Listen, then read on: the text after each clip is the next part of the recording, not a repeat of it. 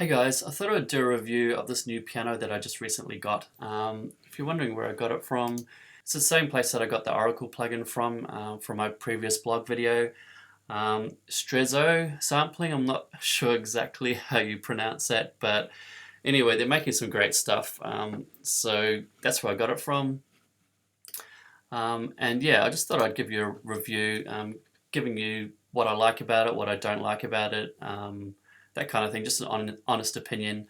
I'm not going to do a full-on walkthrough, so I'm not going to show you the close mic in isolation and the stage mic and the hall mic and everything like that. If you want that, they've got a detailed walkthrough video on their website.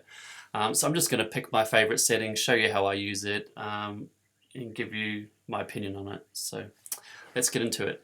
So Lipp piano, if you don't know what a Lipp piano is, or more specifically what this piano is, it's kind of a small constant grand. It's a really old one apparently, and I love that about this thing. It sounds really raw and real, and yeah, it's just got an expressiveness when playing it that I haven't found in other sample piano libraries. There's a bunch of sample piano libraries on the market, as you know, but one thing you can't kind of pick up from an audio demo is how it feels under your fingers, the expressiveness, the way it makes you feel when you're playing it. So I'm just going to try to convey that a little bit through this video. One of the great features I love about this is it's got 4 times round robin for every single note. I think there's only one other company that I know of that's doing round robins on their pianos. So this is really unique. It makes it really expressive, and it just takes away the shotgun type sample effect when you're playing the same note quickly together. You don't get the same sample repeating over and over and making it sound fake and unreal. And I love the rawness of this thing. They've left some of the imperfections in it, which makes it sound really authentic and believable as a sample piano. Okay, so I'll quickly show you my personal favorite settings for this thing, or my personal favorite setting. What I like to do, take the wet dry slider. I love this feature. It just blends between close stage and hall. And I like to add just a touch more stage, and I don't actually use the hall, so I can purge that if I wanted to save resources. Then I move over here. The pedal, I do like it, but I don't like it at the default settings, so I turn that down a bit. I've got a feature where you can roll off some of the top end if it's a little bit too bright for you, because it is quite a bright piano, but I'd rather use my own EQ to EQ some of that brightness out. So I don't personally use that feature, but if you want, you can. So I'm just going to play some stuff. I'll play some delicate stuff to start off with. Then I'll do more of a rock pop thing. I might do Clocks from Coldplay. Everyone knows that song. Yeah, and just give you an idea of what it can do. I'll also mention, when I first got this, I actually thought it was an upright piano just because of the rawness of it, the way it sounds. So it's a great piano for live pop rock kind of playing, something that cuts through the mix, something that sounds authentic and real. And yeah, so let's do this.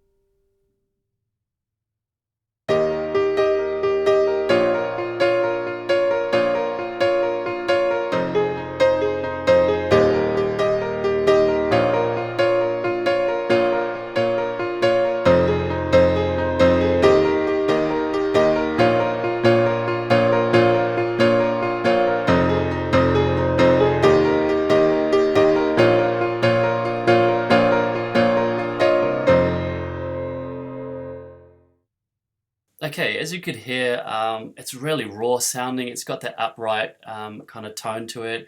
You can hear like the little imperfections in it, not imperfections in the samples, but you can actually hear the detail in the samples.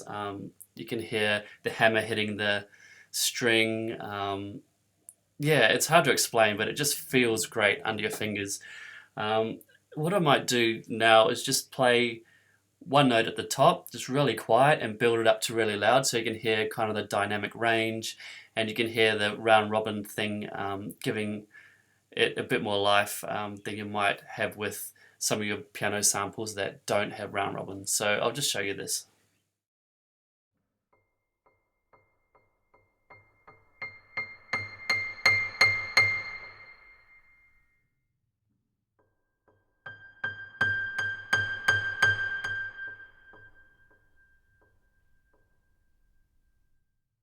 As you can hear, it just sounds really authentic. When I'm just touching the note, you can hear um, just the rawness of it, the detail in the samples, and I really love that about this thing. Okay, I'm just going to show it with a couple more plugins added and show you what you can kind of get out of it. So I like to use something like this if it's a little bit toppy, although I really like it really bright, especially for upright piano style playing like Coldplay and other rock pop type stuff like that. So I'll turn that on. Altiverb.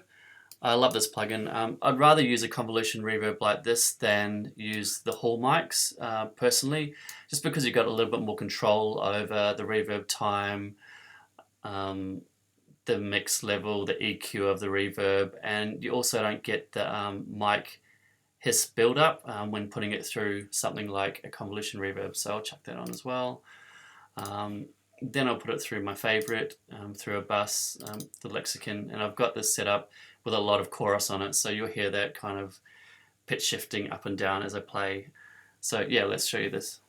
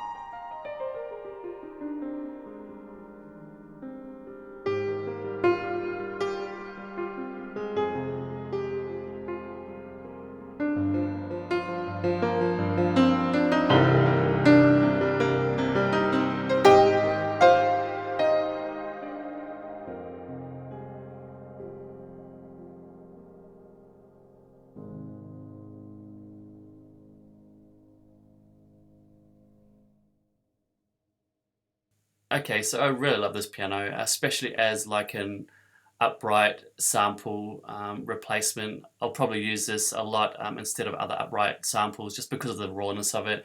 It's going to work great with a band because it's got enough top end to cut through the mix and really be heard. And it's also got a great amount of expression, so you can really play delicately and build it up, and it'd be massive as well. So yeah, that's my opinion. I don't think one piano will cover all genres and everything, but for me this one works great as an upright piano, and the expressiveness of it it's pretty cool. I really like it. And that wraps it up from me for today. Thanks for watching.